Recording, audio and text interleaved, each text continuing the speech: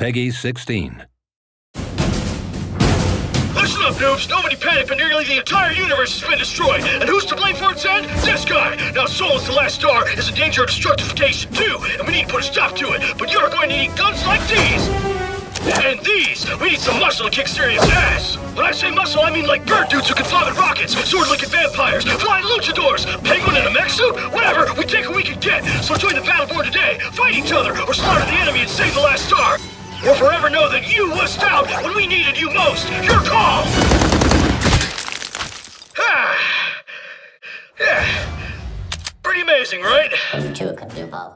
Did you even read the cue cards? You skipped all the best parts!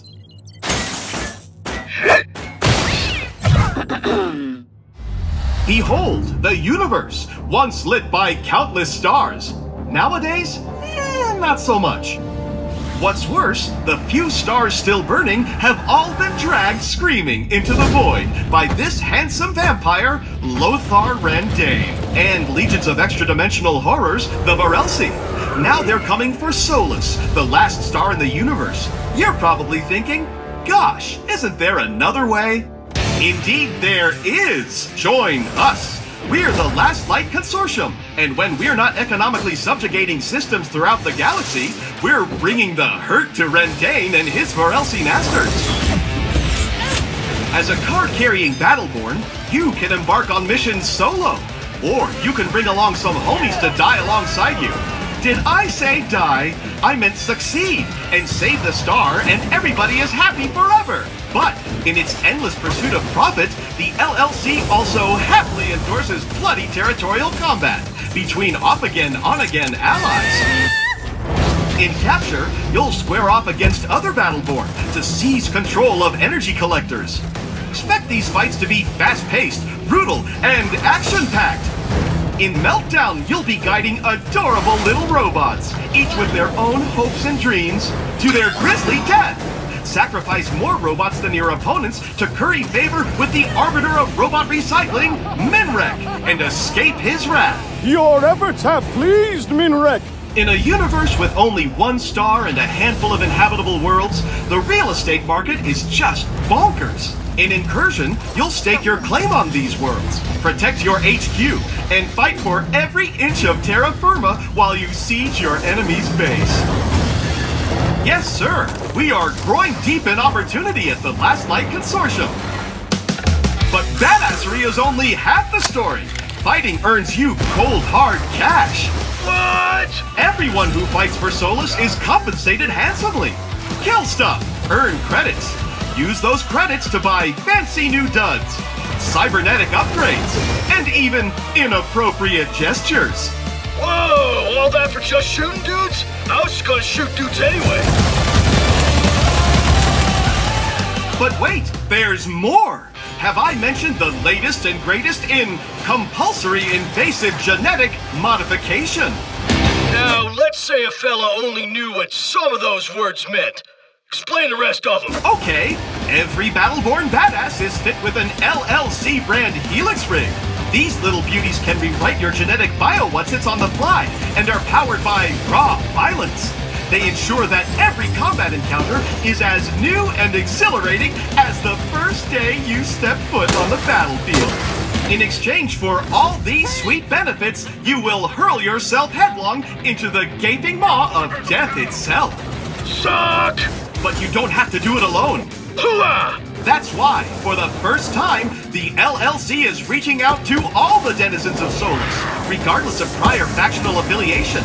That means no matter where you come from, whatever nonsense you believe, there's a place for you here. We've even hired on Generate. Take Wrath, for instance. This fella tried to kill Rendane himself before he bailed on the Imperium. Wrath uses a trio of swords, perfect for liberating appendages from torsos. Much like his associate Caldarius, this brutally efficient badass clawed his way up the Generate fighting pits to become a champion. Never far from Caldarius' side is Atticus. This cybernetically enhanced thrall is a pugilistic superstar, throwing haymakers that get stronger with every impact. And hey, there's Ambra. She channels the power of the stars themselves to scorch her enemies to cinders. Watch your back. Deandy, the former spy master of the Generate Empire, is ruthless with both razor-honed fan blades and spreadsheets alike. Able to cloak, strike, and disappear before you can blink, Deandy is the deadliest assassin the Imperium has ever seen.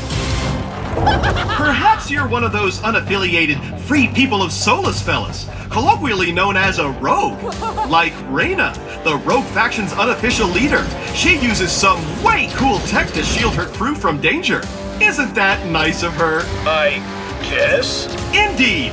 You can be certain, for example, she'll have Whiskey Foxtrot's back. Of course you are familiar with the clones of the Rapid Deployment Corps, since you are one. Well, even though Whiskey was from an earlier failed batch of troopers, he persevered and became a fierce independent warrior in his own right. Hey, we don't speak about the black sheep of the family. Mikes are the real deal. Moving on. Let's get killing! That right there is Orendi, and she's some kind of multi-armed psychic murder storm. She channels powerful magic-like energies and has been clinically diagnosed as bat crazy. No less unusual is Shane, and her conjoined ethereal partner in crime, Aurochs, a magical genie for crying out loud. And while Aurochs doesn't love being bonded to a punk-ass kid, he does love unleashing a medley of fantastical energies to keep his hatred well-fueled. I totally love you! Sorry, that's weird. And Toby, cute, adorable Toby.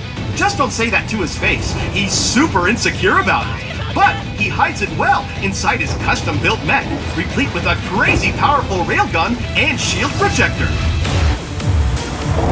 And then we have the UPR, the United Peacekeeping Republics, the sworn protectors of some idealistic nonsense. Let's begin with... Yeah, let me just stop you right there. I've served with the UPR for years. I know all about these clowns. We can skip this bit. No, you're gonna love this part. First, there's Montana, a lumbering pile of fun whose considerable bulk allows him to soak up hurt for his team.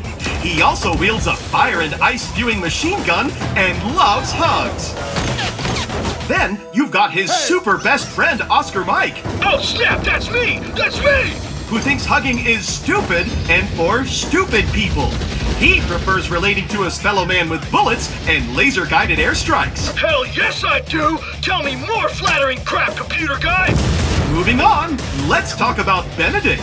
This fine, feathered fellow was plucked from his perch when the Varelsi invaded his roost.